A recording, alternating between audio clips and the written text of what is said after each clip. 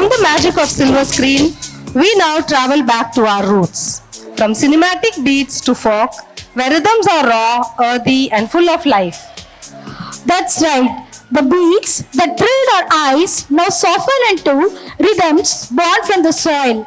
It's from the streets of whole Hyderabad to the screens of millions. This next performance will make everyone groove and dance. It's time to bring the heat to the stage with a song that has taken the internet by storm. Get ready for some Mumbai Ki Ranu vibes.